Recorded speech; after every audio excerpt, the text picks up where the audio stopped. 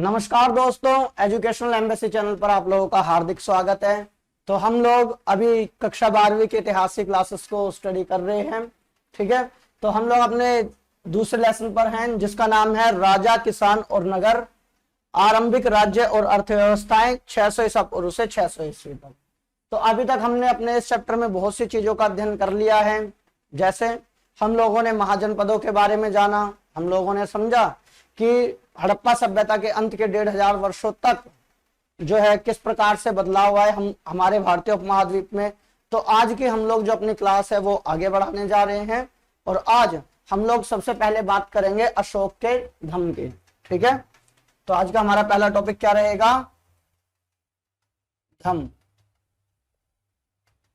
ठीक, देखो, धम्म को समझने से पहले हम लोग ये समझते हैं कि अशोक ऐसा पहला शासक हुआ, यानी सम्राट अशोक ऐसे पहले शासक हुए जिन्होंने अपनी जनता को संदेश देने के लिए उन संदेशों को प्राकृतिक पत्थरों और पॉलिश किए हुए स्तंभों पर लिखवाया था। ठीक है, तो अशोक पहले सम्राट थे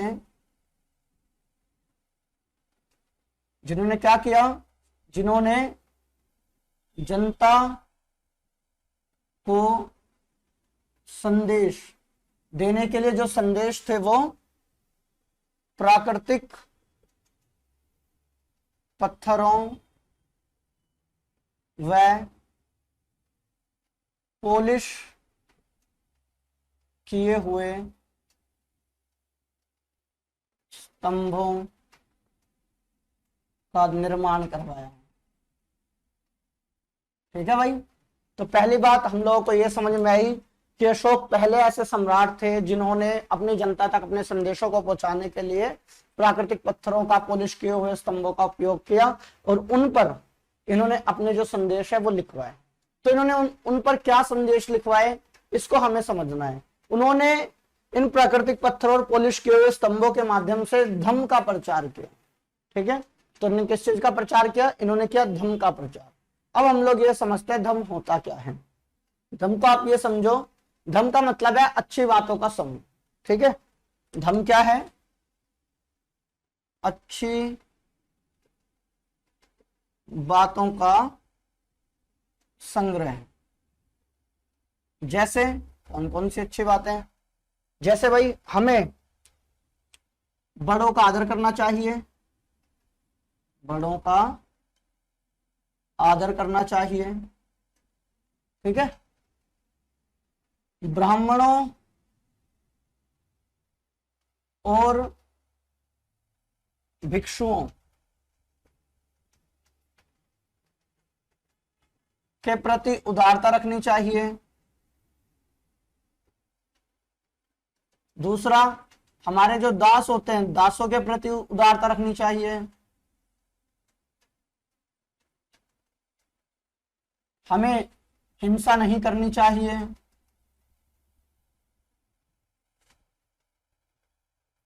ठीक है, तो जो अच्छी बातों का संग्रह है उसे हम लोग कहते हैं धम्म, जिसमें बड़ों का आदर करना, ब्राह्मणों व भिक्षुओं के प्रति उदारता, दासों के प्रति उदारता, हिंसा ना करना, दूसरे जो धार्मिक परंपराएं हैं उनका आदर करना। इस चीज को भी एक ऐड कर लेते हैं, दूसरी धार्मिक परंपराओं का आदर करना। ठीक है, तो अब समझ में आया धम्म क्या है? तो धम्म है अच्छी बातों का संग्रह जिसमें बड़ों का आदर करना और भिक्षुओं के प्रति उदारता रखना, दासों के प्रति भी उदारता रखना, हिंसा नहीं करना, दूसरी धार्मिक परंपराओं का आदर करना।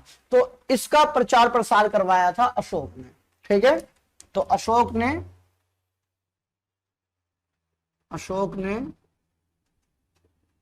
धम्म का प्रचार प्रसार करवाया। ठीक है, किसके माध्यम से इन्होंने कराया था? अपने अभिलेखों के माध्यम से। ठीक है, देखो अभी जो हम लोगों ने लास्ट टॉपिक समझा था जो था मौर्य वंश के बारे में जानकारी प्राप्त करने के स्रोत, तो उसमें हम लोगों ने जाना था कि जो अशोक के अभिलेख है वो बहुत ही इंपॉर्टेंट रोल प्ले करते हैं, यानी एक महत्वपूर्ण भूमिका अदा करते हैं किस चीज में, मौर्य साम्राज्य के बारे में जानकारी प्राप्त करने में। तो अशोक ने बड़े पैमाने पर अपने अभिलेखों को लिखवाया था, उसमें उन्होंने धर्म का प्रचार किया और भी बहुत सारी जानकारी हमें अभिलेखों से प्राप्त होती है। ठीक है, तो अशोक ने धर्म का प्रचार प्रसार करवाया था अभिलेखों के माध्यम से। अब हमें समझना है कि अशोक के जो अभिलेख थे वो किन भाषाओं में लिखे हुए थे। ठीक, तो अगली बात जो हमें जाननी है वो समझनी है अभिलेखों की भाषा। देखो भाई, अशोक के जो ज्यादातर अभिलेख थे वो लिखे थे प्राकृत भाषा में।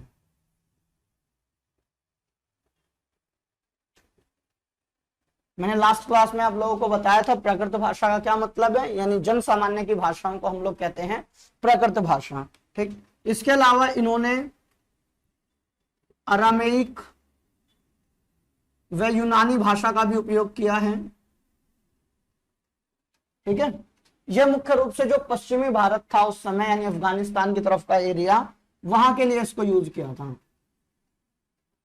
पश्चिमी क्षेत्र के लिए। ठीक है, तो प्राकृत भाषा में इन्होंने अपने अभिलेख लिखवाए, अरामेक व यूनानी भाषा में इन्होंने अपने अभिलेख लिखवाए, इन्होंने खरोष्टी लिपि में अपने अभिलेख लिखवाए। ठीक है, तो अगर पूछा जाए कि अशोक के अभिलेखों की भाषा कौन कौन सी थी, तो प्राकृत भाषा जिसमें आप लोग ब्राह्मी लिपि का जिक्र कर सकते हो, अरामेक व यूनानी भाषा और खरोष्टी लिपि में इन्होंने अपने अभिलेखों की रचना कराई थी। ठीक है, तब तक धम्म समझ में आया कि धम्म क्या है, अच्छी बातों का संग्रह है धम्म, बड़ों का आदर, ब्राह्मणों का, भिक्षुओं का, दासों के प्रति उदारता, हिंसा नहीं करना। और धम्म का प्रचार प्रसार किसने कराया, धम्म का प्रचार प्रसार सम्राट अशोक ने कराया था। ठीक है, और किसके आधार पर कराया था, अपने अभिलेखों के आधार पर। ठीक, चलो तो अब हम लोग बढ़ते हैं आगे। हमारा अगला टॉपिक है साम्राज्य का प्रशासन। ठीक है भाई, देखो अब मौर्य साम्राज्य एक बहुत बड़ा साम्राज्य था जो पश्चिमोत्तर में अफगानिस्तान, बलूचिस्तान से लेकर दक्षिण भारत तक फैला हुआ था। ठीक है, और पूर्व की अगर बात करें तो ये उड़ीसा तक, यानी उस समय का जो तत्कालीन कलिंग था वहां तक ये फैला हुआ था। तो इस साम्राज्य का संचालन करने के लिए सिर्फ एक शासक हो, यानी एक छत्र शासक तो है परंतु अन्य लोगों की भी सहायता लेनी पड़ेगी। तो इसके लिए क्या किया गया, इसके लिए अशोक ने क्या रास्ता अपनाया कि भाई एक तो प्रमुख केंद्र बनाया। ठीक है, तो एक क्या बनाया, एक प्रमुख केंद्र जो इन्होंने बनाया राजधानी, और मगध की राजधानी क्या थी, पाटलिपुत्र। और इसके अलावा प्रशासन संभालने के लिए इन्होंने 4 प्रांतीय केंद्रों का सपोर्ट लिया। ठीक है, अब इन 4 प्रांतीय केंद्रों में कौन कौन से क्षेत्र थे, देखो एक था तक्षशिला, ठीक, दूसरा था उज्जैनी, तीसरा सुवर्णगिरी और चौथा तोसली। ठीक है, देखो मौर्य साम्राज्य का जो प्रशासन था वो 5 केंद्रों से चला करता था। 5 में से एक प्रमुख केंद्र था जो था मौर्य साम्राज्य की राजधानी यानी पाटलिपुत्र, और 4 प्रांतीय केंद्र थे जैसे जिनमें तक्षशिला, उज्जैनी, सुवर्णगिरी और तोसली था। तक्षशिला कहाँ, आधुनिक पाकिस्तान में, उज्जैनी कहाँ, मध्य प्रदेश में, सुवर्णगिरी कहाँ पर, कर्नाटक में, और तोसली कहाँ, उड़ीसा। ठीक है, तो चारों प्रांतीय केंद्र लंबी दूरी पर स्थित थे। अब भाई देखो लंबी दूरी का व्यापार भी होता था, और अगर व्यापारी जाते थे तो उनकी सुरक्षा का भी कोई ना कोई प्रबंध होता था। तो सुरक्षा का प्रबंध करती थी प्रमुख रूप से सेना। तो अब हम लोग बात करेंगे मेगास्थनीज की। मेगास्थनीज ने जो मौर्य साम्राज्य की सेना के बारे में बताया है, इन्होंने बताया है कि 2 समितियां थी और 6 उप समितियां थी। ठीक, 2 समितियां और 6 उप समितियां मिलकर जो है पूरा सैनिक गतिविधियों का संचालन करते थे। ठीक, अब हम लोग इस चीज को समझते हैं।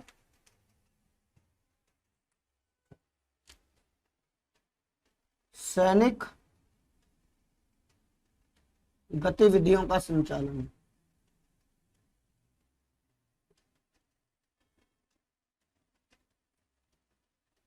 तो देखो भाई, मेगास्थनीज ने क्या बताया, दो नहीं सॉरी, एक उप समिति थी और 6 उप समितियां थी। तो सैनिक गतिविधियों का संचालन कैसे होता था, एक समिति तथा 6 उप समिति। ठीक है, तो एक समिति तथा 6 उप समितियां जो थी सेना का संचालन करती थी। एक एक करके समझते हैं उप समितियों को। देखो, पहली का काम था नौसेना का संचालन करना, दूसरी समिति का काम था यातायात व खान पान का ध्यान रखना। ठीक है, तीसरी जो थी वो पैदल सैनिक का संचालन करती थी।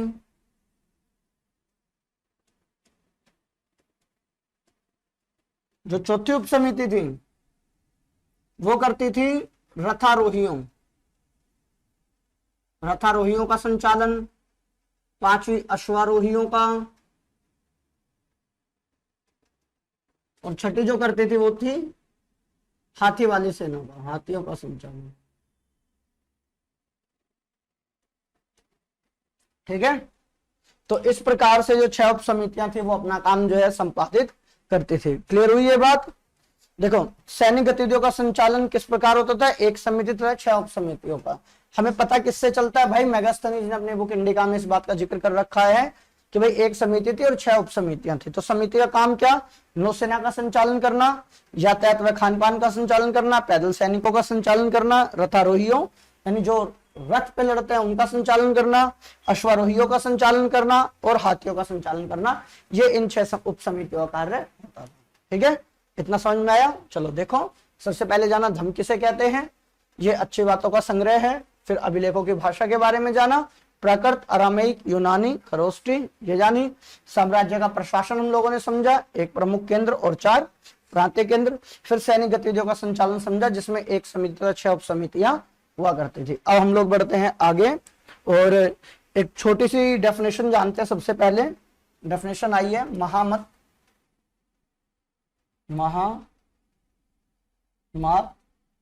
ठीक है। तो महामात कौन होता था, देखो भाई, अशोक ने धर्म के प्रचार प्रसार करने के लिए एक अधिकारी की नियुक्ति करी थी जिसका नाम था महामत। ठीक, तो ये क्या है, ये है एक अधिकारी जिसका कार्य क्या है, धर्म का प्रचार प्रसार करना।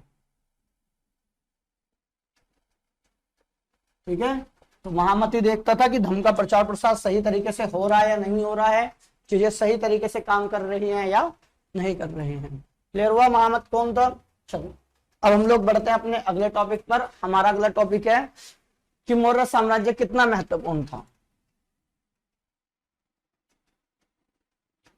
मौर्य साम्राज्य कितना महत्वपूर्ण था।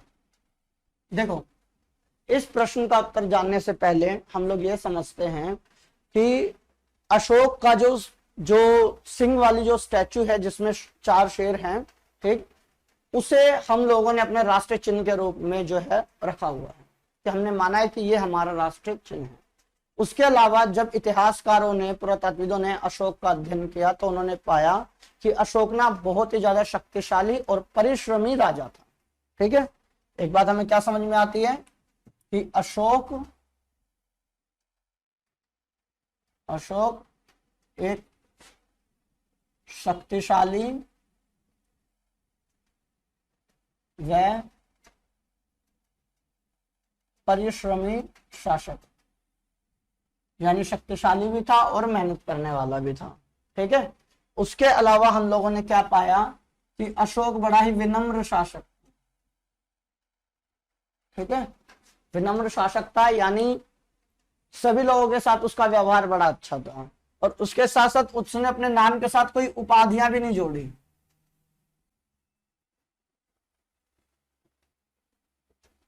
जैसे बड़े बड़े शासक अपने साथ महाराज धीराज की उपाधि ले लेते थे, ठीक है, और बड़ी बड़ी उपाधियां लेते थे। जैसे विक्रमादित्य की उपाधि बड़ी फेमस थी उस टाइम पर, महाराज धीराज की उपाधि बड़ी फेमस थी उस टाइम पर।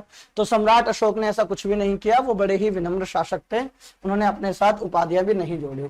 साथ ही इस समय की जो मूर्ति कला थी वो भी काफी विशेष थी,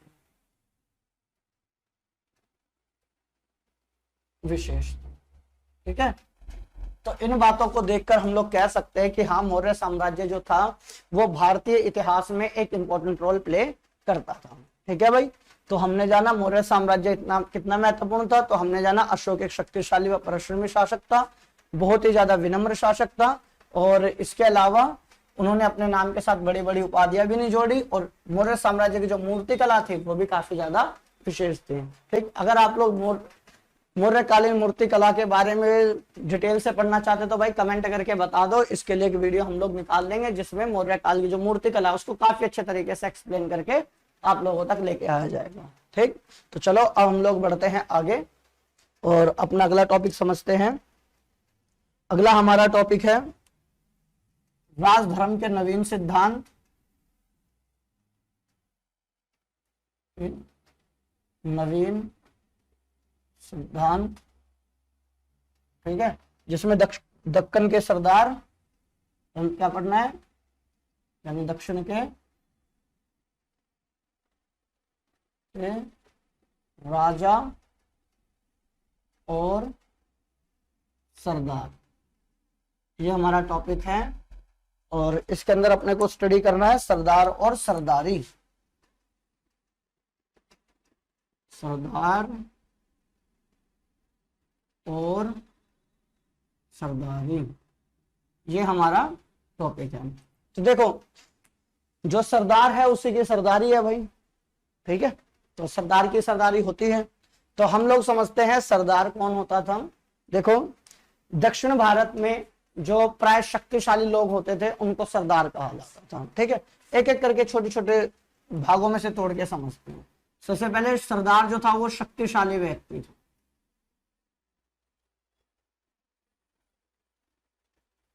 ठीक। दूसरी बात, क्या सरदार का पद वंशानुगत होता था? क्या सरदार का बेटा ही सरदार बनता था? ऐसा था भी और नहीं भी। कई बार जो सरदार था, अगर सरदार का लड़का कैपेबल होता था तो सरदार के लड़के को आगे सरदार बनाया जाता था, या वरना उनके खानदान में कोई दूसरा बंदा इतना कैपेबल होता था कि उसे सरदार बनाया जा सके तो वो सरदार, ठीक है। तो इसके अगर हम लोग पद की बात करें तो पद वंशानुगत हो भी सकता था और नहीं भी हो सकता था, ठीक है। तो सरदार कौन थे? शक्तिशाली व्यक्ति होते थे, उनका पद वंशानुगत हो भी सकता था और नहीं भी हो सकता था। सरदार का समर्थक उसके खानदान वाले लोग करते थे। समर्थक कौन होते थे? इनके खानदान वाले, ठीक है। तो इनके खानदान के लोग जो हैं इनका समर्थन किया करते थे। अब बात करें इनके कार्यों की, तो लोग क्या क्या काम करते थे सरदार। देखो, सरदारों का सबसे पहला काम होता था युद्ध के समय नेतृत्व करना, ठीक है। युद्ध के समय नेतृत्व करना इनका पहला काम था, ठीक। उसके बाद जब महत्वपूर्ण अनुष्ठानिक मतलब कि यज्ञ वगैरह होते थे, यानी अनुष्ठान होते थे महत्वपूर्ण, तो उनको भी यही पूरा करते थे, ठीक है। महत्वपूर्ण अनुष्ठानों को पूरा करना,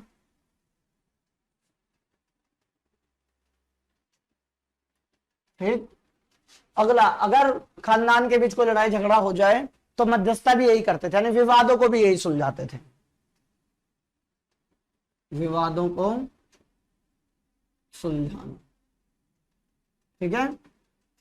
समझ में आया? सरदारों के कार्य क्या क्या होते थे? युद्ध के समय नेतृत्व करना, महत्वपूर्ण अनुष्ठान करना, विवादों को सुलझाना, ये सभी के सभी जो कार्य थे ये सरदार किया करते थे।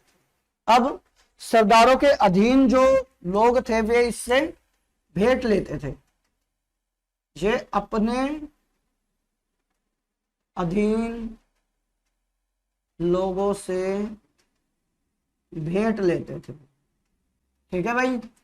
तो क्या करते थे? ये अपने अधीन लोगों से भेंट लिया करते थे और उसको लेने के बाद अपने समर्थकों में बांट देते थे।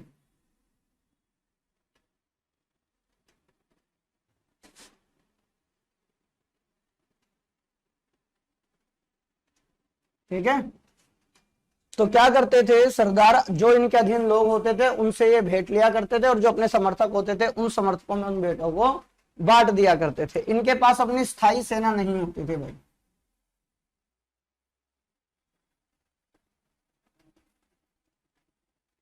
ठीक है, इनके पास कोई अपनी स्थायी सेना नहीं होती थी, या तो अपने अधीन लोगों में से ये लोग सेना को का निर्माण कर लेते थे और साथ में अपने खानदान वाले लोगों को ये साथ लेके जो है छोटे मोटे जो युद्ध है उनको लड़ा करते थे।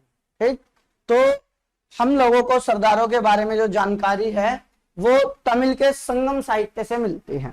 ठीक है, अब भाई पूछे कि जानकारी कहां से मिलती है अपने को इसके बारे में, जानकारी मिलती है तमिल के संगम साहित्य से। ठीक है, तो तमिल का जो संगम साहित्य था उससे हमें सरदारों के बारे में जानकारी प्राप्त होती है। क्लियर हो गई इतनी बात। तो सरदार कौन है? शक्तिशाली व्यक्ति है, उसका पद वंशानुगत हो भी सकता है, नहीं भी हो सकता। इनके समर्थन वाले लोग इनके खानदान के लोग होते हैं। इनका कार्य क्या है? युद्ध के समय नेतृत्व करेंगे, महत्वपूर्ण अनुष्ठानों को पूरा करेंगे, विवादों को सुलझाएंगे। इसके अलावा अपने अधीन लोगों से भेंट भी लेंगे और अपने समर्थकों में उसको बांट देंगे।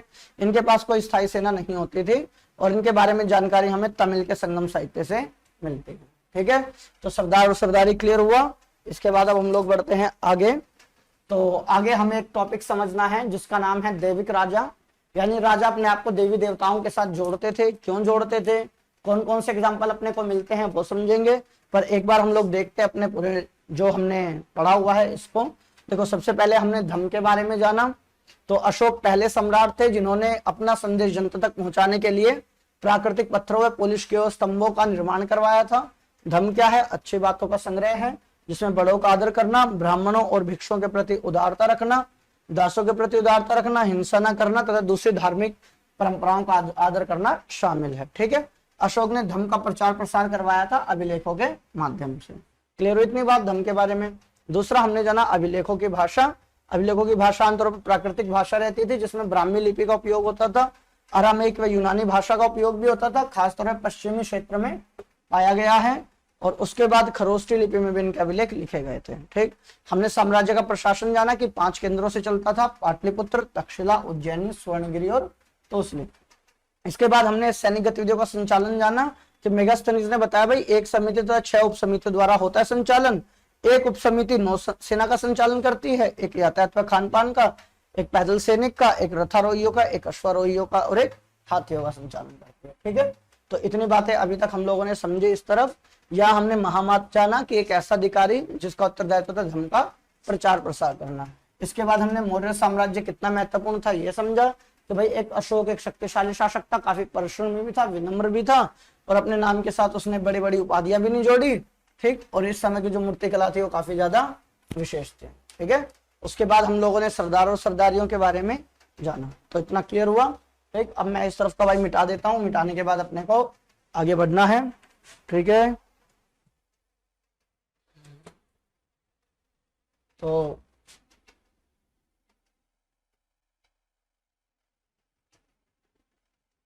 हमारा अगला टॉपिक है दैविक राजा। ठीक है भाई, दैविक राजा यानी जो राजा होते थे वो अपने आप को देवी देवताओं के साथ जोड़ लेते थे। वो क्या कहते थे कि भाई हमें देवी देवताओं ने भेजा है तुम पर शासन करने के लिए। समझ रहे हो बालकों? देखो भाई, दैविक राजा क्या कंसेप्ट था? राजा क्या कहते थे कि हमें देवी देवताओं ने भेजा है, भगवान ने भेजा है ताकि हम तुम लोगों के ऊपर शासन कर सकें।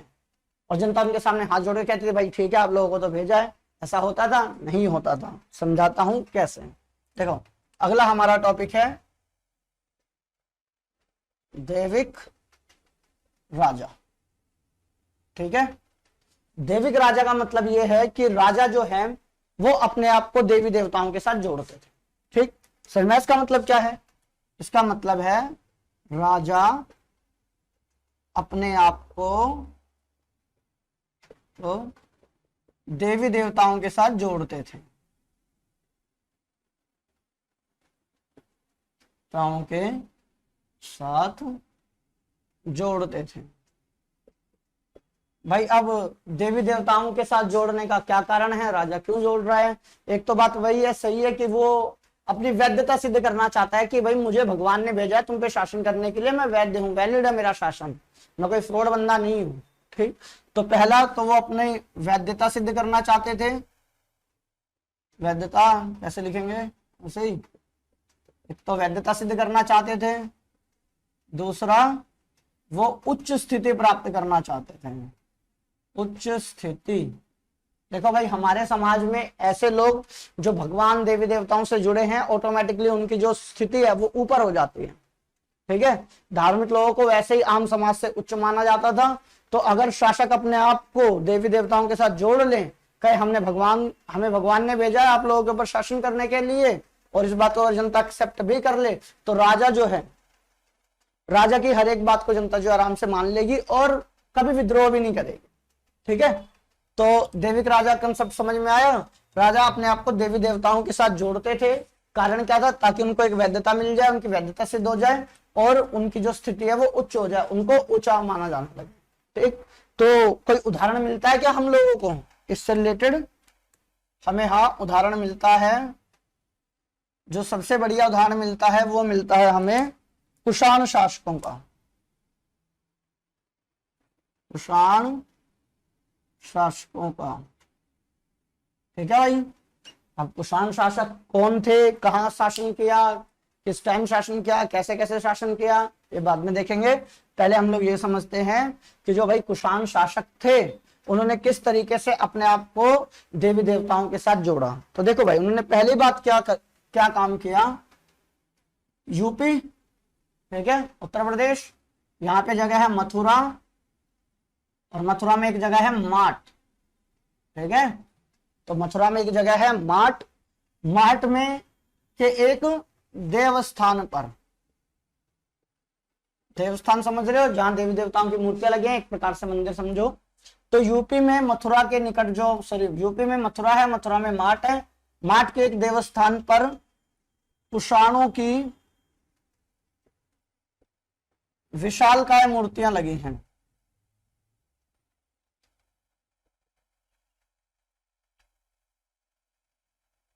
ठीक है, तो यूपी में मथुरा, मथुरा में माट, माट में देवस्थान, देवस्थान पर क्या, कुषाणों की विशालकाय मूर्तियां लगी हैं।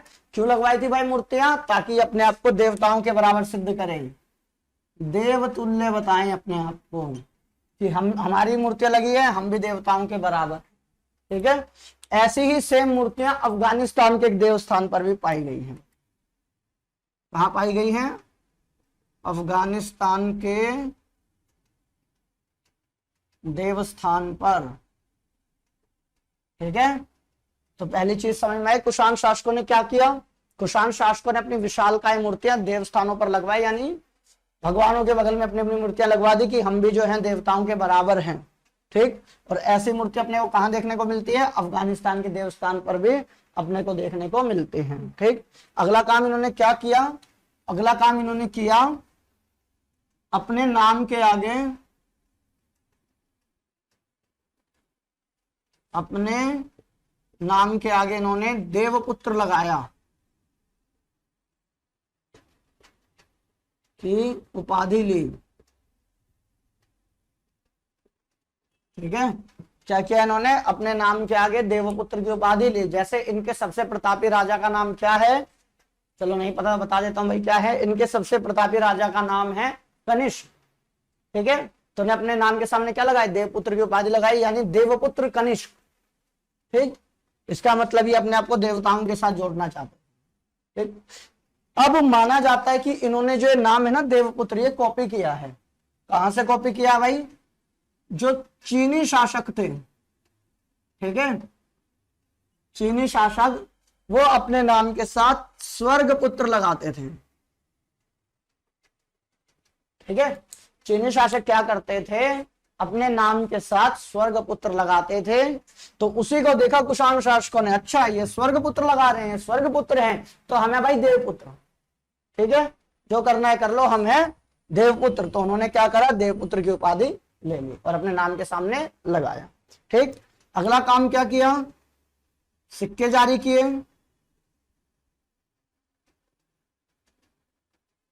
इसमें भी इन्होंने भगवान की जो प्रतिमा थी वो अंकित करवाई। ठीक, जैसे कुषाणों के जो अलग अलग शासक थे ना, वो अलग अलग धर्म को मानते थे। कुषाण के कुछ शासक जो है हिंदू धर्म को मानते थे, जो शुरुआती थे वो शिव की पूजा करते थे। बाद में कुछ शासक आए जिन्होंने जैन धर्म को भी अपनाया, कुछ ने बौद्ध धर्म को भी अपनाया। तो कनिष्क जो थे वो बौद्ध धर्म को मानते थे। और आप लोग मेरे को कमेंट करके बताओ कि कनिष्क जो है बौद्ध धर्म की कौन सी शाखा को मानते थे। शाखा मतलब हीनयान को मानते थे, महायान को मानते थे, आजीविक को मानते थे, या फिर लोकायत को मानते थे। ठीक है, तो कमेंट करके भाई बताओ जरूर से। तो इन्होंने सिक्के जारी किए। ठीक, सिक्कों पर इन्होंने देवताओं की प्रतिमाएं लगवाई। प्रतिमा, एक तरफ तो देवता की प्रतिमा लग रखी थी और दूसरी तरफ शासकों की प्रतिमा लग रखी थी। तो भाई हेड की तरफ तो देवी देवता कर दिए और टेल की तरफ कर दिया अपनी फोटो। ठीक है, तो ये तरीके थे, उन्होंने दिखाया कि हम लोग जो हैं देवताओं के बराबर हैं और ये अपने आप को देवी देवताओं के साथ जोड़ते थे। समझ में आई बात भाई, क्या थी दैविक राजा कंसेप्ट क्या कहता है। दैविक राजा कंसेप्ट कहता है कि जो राजा थे वो अपने आप को देवी देवताओं के साथ जोड़ते थे। कैसे जोड़ते थे, ठीक, वो बहुत सारे तरीके अपनाते थे अपने आप को देवी देवताओं के साथ जोड़ने के लिए। तो देवी देवताओं के साथ जोड़ने का उनको फायदा क्या होता था, पहले तो उनकी वैधता सिद्ध होती थी कि भाई हम लोग हैं जो तुम पे शासन करेंगे, हमें देवी देवताओं ने भेजा है। दूसरी चीज, वो अपनी उच्च स्थिति दर्शाना चाहते थे कि हम बहुत ज्यादा ऊंचे हैं क्योंकि हम लोग देवी देवताओं से जुड़े हुए हैं। ठीक है, उदाहरण किनका मिलता है, कुषाण शासकों का एग्जाम्पल मिलता है। तो कुषाण शासकों की यूपी में माट पर में एक देवस्थान है, वहां पर कुषाणों की विशालकाय मूर्तियां मिली हैं। ठीक है, जिससे वो अपने आप को देवतुल्य बताना चाहते थे। ठीक है, ऐसी ही मूर्तियां जो अफगानिस्तान के भी एक देवस्थान से मिली है। ठीक, ये लोग अपने नाम के आगे देवपुत्र लगाते थे और ये ना कहां से कॉपी कर रखा था, मान जाता कि भाई चीन से कॉपी कर रखा होगा कि जो चीन है वो अपने नाम के सामने स्वर्गपुत्र लगाते थे। इन्होंने अपने नाम से सिक्के भी जारी किए। तो सिक्कों पर एक तरफ तो देवी देवताओं की प्रतिमा अंकित होती थी कि मान लो किसी देवता का, मान लो शिव भगवान का की जो चित्र है वो बना हुआ है और दूसरी तरफ किसी अन्य शासक का चित्र बना हुआ है। ठीक है, इस प्रकार से ये अपने आप को जो देवी देवता है उसके तुल्य बताते थे। क्लियर हुआ टॉपिक, देविक राजा क्या था। ठीक है, अब बढ़ते हैं भाई हम लोग आगे। आगे हमें एक छोटे से टॉपिक को समझना है, उसका नाम है गुप्त वंश।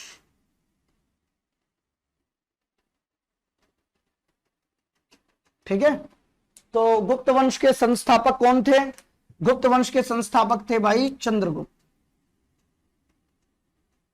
संस्थापक कौन थे, चंद्रगुप्त। अब देखो भाई कंफ्यूज नहीं होना है, ये चंद्रगुप्त अलग है और चंद्रगुप्त मौर्य अलग है। ठीक है, तो ये चंद्रगुप्त में चंद्रगुप्त अलग अलग लिखो तो ज्यादा अच्छा है, क्योंकि गुप्त जो है ये इनकी डायनेस्टी वंश का नाम है, गुप्ता। ठीक है, तो चंद्रगुप्त ने इस वंश की, गुप्त वंश की स्थापना की थी। इनका इतिहास, ये इंपॉर्टेंट बात है, इनका जो इतिहास हम लोग लिख पाते हैं, समझ पाते हैं, देख पाते हैं, वो कर पाते हैं इनके साहित्य, इनके अभिलेखों और इनके सिक्कों के माध्यम से।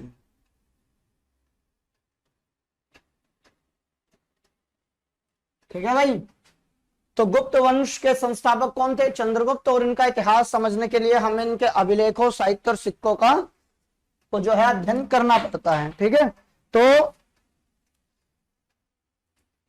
ऐसा माना जाता है कि भारत में सबसे बढ़िया सोने के जो सिक्के थे, सबसे शानदार जो सोने के सिक्के थे, वो गुप्त शासकों ने ही चलवाए।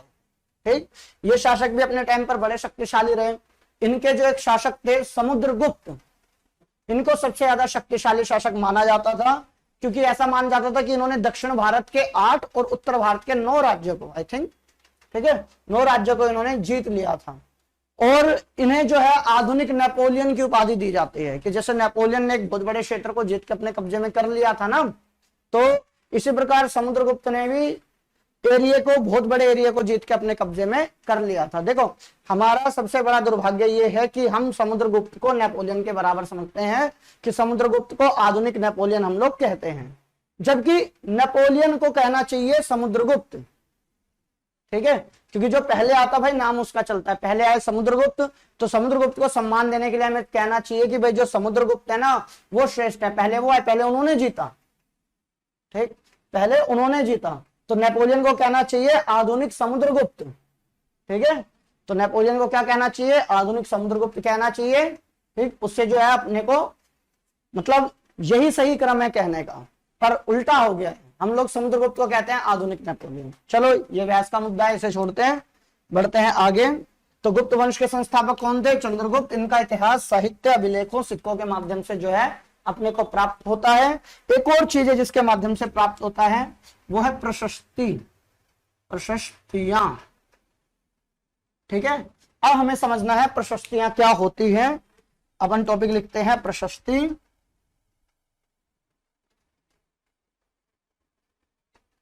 देखो प्रशस्ति क्या होती है भाई, प्रशंसा में लिखा गया लेख।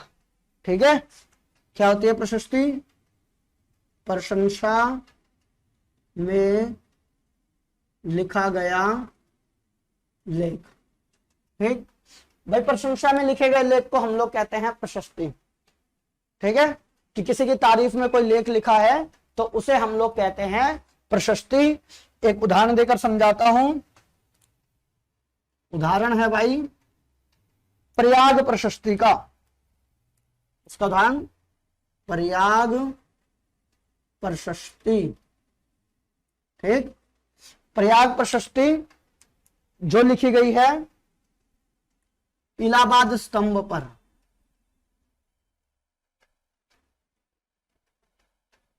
और प्रयाग प्रशस्ति को इलाहाबाद स्तंभ अभिलेख के नाम से भी जाना जाता है। इलाहाबाद स्तंभ लेख कर लो चाहे अभिलेख कर लो। ठीक है, प्रयाग प्रशस्ति को इलाहाबाद स्तंभ लेख के नाम से भी जाना जाता है।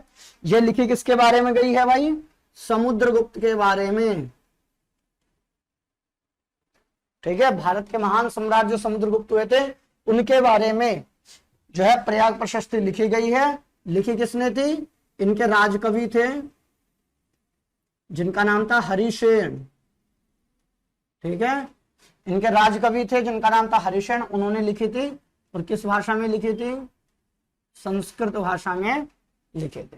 ठीक है, तो प्रशस्ति समझ में आया क्या होता है, प्रशंसा में लिखे गया लेख प्रशस्ति कहलाता है। उदाहरण के लिए प्रयाग प्रशस्ति, इसको इलाहाबाद स्तंभ भी कहते हैं। समझ गए कहां पर है, इलाहाबाद में है। और ये लिखी गई थी समुद्रगुप्त के लिए, लिखी थी किसने, इनके राजकवि थे हरिसेन, उन्होंने। और लिखी थी किस भाषा में, संस्कृत भाषा में। इसमें उन्होंने जो समुद्रगुप्त है उसकी बहुत ही ज्यादा तारीफ कर रखी थी। देखो भाई, इतिहासकार हमेशा प्रशस्तियों को सही नहीं मानते क्योंकि वो राजकवियों द्वारा लिखे जाते हैं। और राजकवि भाई इनाम के लिए जो है राजाओं को बढ़ा चढ़ाकर ही लिखेंगे। और इनाम के लिए नहीं भी, अगर वो राजाओं के बारे में कुछ गलत लिखते हैं, गलत तो नहीं इन द सेंस जो सच्चाई भी हो लेकिन राजा की वो बैड क्वालिटी हो, उसके बारे में ये भी अगर राजकवि लिखते हैं तो उनको भाई दंड भी दिया जा सकता है। इसलिए प्रशस्तियों को जो इतिहासकार है वो स्टडी तो करते जरूर है, पर उसके आधार पर वो इतिहास नहीं लिखते हैं। वो प्रशस्ति लिखने वाले की मेंटेलिटी को समझते हैं। ठीक है, कि किस प्रकार से लिखी होगी, फिर उसका मिलान दूसरी चीजों से करते, देखते हैं उसमें कितनी सत्यता है कितनी नहीं। ठीक है भाई, तो इतनी बात समझ में आई। अभी तक हम लोगों ने क्या जाना, दैविक राजा कंसेप्ट जाना, कि जो दैविक राजा होते थे उनका मतलब क्या है। हमने उदाहरण से समझा शांत शासकों के बारे में, और हम लोगों ने गुप्त वंश के बारे में जाना और प्रशस्ति के बारे में भी स्टडी किया। ठीक है, अब हम लोग बढ़ते हैं आगे और हमारा अगला टॉपिक रहेगा बदलता हुआ देहात। ठीक है, तो अब हम थोड़ा देहात, गांव देहात की तरफ चलते हैं भाई, सही रहेगा।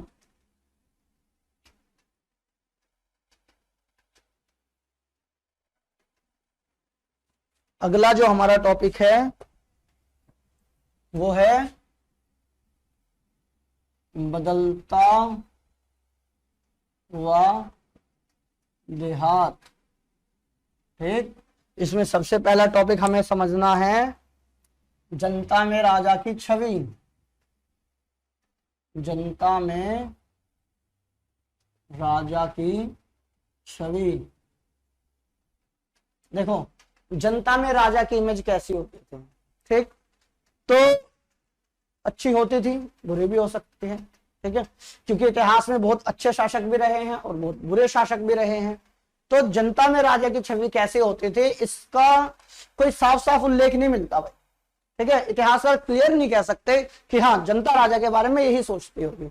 कारण क्या है, क्योंकि हमें ऐसे कोई भी लेख अभिलेख नहीं मिलते हैं जो अपने को यह बता दें कि जनता क्या सोचती थी राजा के बारे में। तो इतिहासकारों ने एक तरीका निकाला, उन्होंने कहानियों के माध्यम से देखा। ठीक है, उन्होंने देखा कि उस समय की जो तत्कालीन कहानियां थी लिखी हुई, उनमें क्या लिखा है इस बारे में। तो उनके आधार पर उन्होंने निष्कर्ष निकाला और हमारे एनसीईआरटी वालों ने उस बात को लिखा। उन्होंने क्या लिखा कि राजा की जो छवि होती थी वो जनता की नजर में अच्छी नहीं होती थी। क्यों? क्योंकि राजा प्राय बड़े बड़े टैक्स की मांग करते थे। ठीक, जिसकी वजह से जो जनता थी, खासतौर पे जो ग्रामीण जनता थी, वो गरीबी में रहती थी और बहुत सारे जो किसान थे वो जो है छोड़कर, जो अपने गांव को छोड़कर जंगलों की ओर भाग जाते थे, क्योंकि जंगलों में उनको पकड़ने के लिए लोग नहीं आएंगे। ठीक है भाई, तो ये तो हमारी एनसीईआरटी में बता रखा है। पर अगर हम ओपन माइंड से सोचें कि हमें जो पढ़ाया जा रहा है कि ये कि राजा की जो छवि थी वो जनता की नजर में बेकार होती थी, तो ऐसा जरूरी तो नहीं है। तो कुछ राजा भाई अच्छे भी रहे होंगे, जरूर रहे होंगे, उन्होंने जनता के लिए अच्छा काम भी किया होगा। ठीक है, तो बहरहाल जो है हम लोग उसको देखते हैं, लपेटते हैं। तो जनता में राजा की छवि का क्या मतलब है भाई? जनता में राजा की छवि का मतलब है कि जनता राजा के बारे में क्या सोचती है। तो कैसा सोचती थी इनके बारे में, यानी जनता व राजा के संबंध आमतौर पर तनावपूर्ण रहते थे। ठीक है, तो आमतौर पर जनता और राजा के जो संबंध थे वो कैसे रहते थे? तनावपूर्ण। कारण एक ही कारण भाई, टैक्स यानी कर ज्यादा मांगते थे, जिससे जनता क्या रहती थी? दुखी रहती थी। और कई बार जो किसान थे वो क्या करते थे? किसान जो थे वो जंगलों में भाग जाते थे। ठीक है, अब पकड़ लो भाई हमें, हम तो जंगल में चले जाएंगे, छुप जाएंगे। ठीक है, तो नहीं पकड़ पाते थे। तो जनता में जो राजा की छवि होती थी वो आमतौर पर अच्छी नहीं होती थी। वो समझते थे कि जो राजा है हमसे टैक्स खींचने वाला एक व्यक्ति है। ठीक है, कुछ राजा ऐसे भी होते थे जो आमतौर पर जनता को सही प्रकार से, अपनी प्रजा को सही प्रकार से वो देखभाल करते थे और उनको हर प्रकार की जो विपदा होती थी, जो संकट होता था, उससे बचाते थे। ठीक है, चलो अब बढ़ते हैं आगे। ये हमारा एक टॉपिक है जनता में राजा की छवि। इससे अगला हमारा टॉपिक है भाई उपज बढ़ाने के तरीके। ठीक है, अगला टॉपिक क्या है? उपज बढ़ाने के तरीके। ठीक, तो उपज बढ़ाने के लिए क्या क्या किया जाता था? देखो भाई, सबसे पहला काम किया गया उपज बढ़ाने के लिए, लोहे की फाल वाले हल का उपयोग। ठीक है, तो उस हल को का उपयोग किया गया जिसमें लोहे की फाल लगी रहती थी, ताकि वो जमीन को थोड़ी गहराई तक खोद सके और जो जमीन के न्यूट्रिशंस हैं, ठीक है, पोषक तत्व हैं, वो बाहर आ सके। ठीक, जिससे कि जो फसल है वो अच्छी हो सके। तो इसलिए लोहे के फाल वाले हल का यूज करते थे। इसके अलावा सिंचाई के कृत्रिम साधन विकसित किए। ठीक है, कृत्रिम साधन का मतलब इंसानों के बनाए गए साधन। ठीक है, जैसे भगवान बारिश करते हैं तो बारिश होती है तो फसलें अच्छी होती हैं। ठीक है, भगवान ने नदी बना रखी है पर डैम तो नहीं बना रखा, बांध तो इंसान ही बनाएंगे, उनकी धारा मोड़ कर लेकर आएंगे। ठीक है, जिससे तरह तरह की जो प्राकृतिक प्रॉब्लम्स है वो भी होगी, नेचुरल जो प्रॉब्लम्स है वो भी होंगी, पर अपना काम तो करना ही पड़ेगा भाई।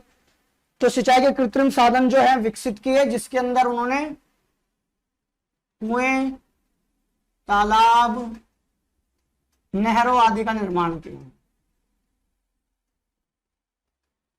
ठीक है, तो इन सब का उन्होंने निर्माण किया। क्या लगता है कि आम इंसान जो है इनका निर्माण करता था? आम किसान वो तो बेचारा दुखी होकर जंगलों में भाग जाता था, वो कैसे करेगा? वो नहीं करता था।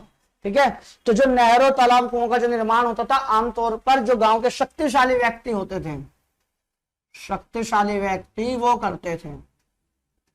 ठीक है, इसमें कई बार राजा हो सकते थे या जमींदार भी हो सकते थे। ये लोग जो थे कुएं तालाब नहरों का निर्माण करवाते थे और बाकायदा अभिलेख भी लिखवा देते थे कि जी देखो हमने इस वाली नहर का निर्माण करवाया हुआ है, ठीक है, कि उनकी पीढ़ियां आते आए तो देखे कि हाँ हमारे दादा परदादा ने इस नहर का निर्माण करवाया था, जिसकी वजह से क्या हो रहा है, सभी को पीने के लिए पानी मिल रहा है और सिंचाई के लिए पानी मिल रहा है। ठीक, अगली चीज धान की रोपाई। देखो भाई क्या होता था, धान की रोपाई करने से ऐसे क्षेत्र जहां पर ज्यादा पानी की मात्रा उपलब्ध थी वहां पर धान उगाना एक अच्छा विकल्प था, क्योंकि धान की रोपाई करने से पौधे कम मरते थे और धान की रोपाई करने के बाद जो है अच्छी फसल जो है प्राप्त होती थी। ठीक है, तो ये है उपज बढ़ाने के तरीके। उपज बढ़ाने के तरीके में पहला है लोहे की फाल वाले हल का यूज करना है, सिंचाई के कृत्रिम साधन मतलब जो है वो तैयार करने हैं, विकसित करने हैं और धान की रोपाई करनी है। तो इस प्रकार से 600 ईसा पूर्व से लेकर 600 ईस्वी के बीच उपज जो है बड़े पैमाने पर बढ़ाई गई। ठीक है, हम लोग समझते हैं अपना अगला टॉपिक। हमारा अगला टॉपिक है ग्रामीण समाज में विभिन्नताएं। ग्रामीण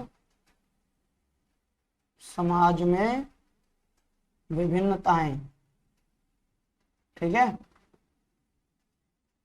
क्या भाई ग्रामीण समाज में सारे लोग गरीब गरीब रहते थे? ऐसा तो नहीं था। तो ग्रामीण समाज में अलग अलग वर्गों के लोग रहते थे। ठीक है, अलग सामाजिक वर्गों के लोग रहते थे।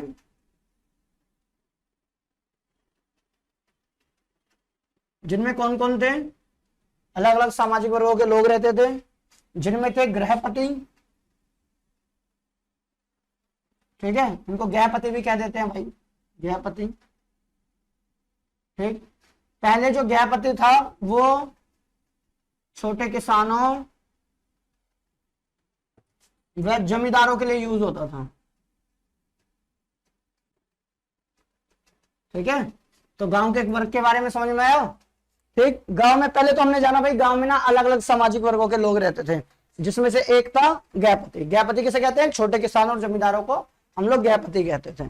इसके अलावा ग्राम प्रधान भी था भाई, और ग्राम प्रधान का पद आमतौर पर वंशानुगत होता था, यानी ग्राम प्रधान का जो पुत्र है, जो लड़का है, वही आगे चल के क्या बनेगा? ग्राम प्रधान बनेगा। ठीक है, तो अलग अलग सामाजिक वर्ग के लोग रहते, गृहपति, छोटे किसान, जमींदार, ग्राम प्रधान भी रहते थे, साथ में भाई बड़े बड़े जमींदार भी थे और बड़े किसान भी थे। बड़े जमींदार व बड़े किसान।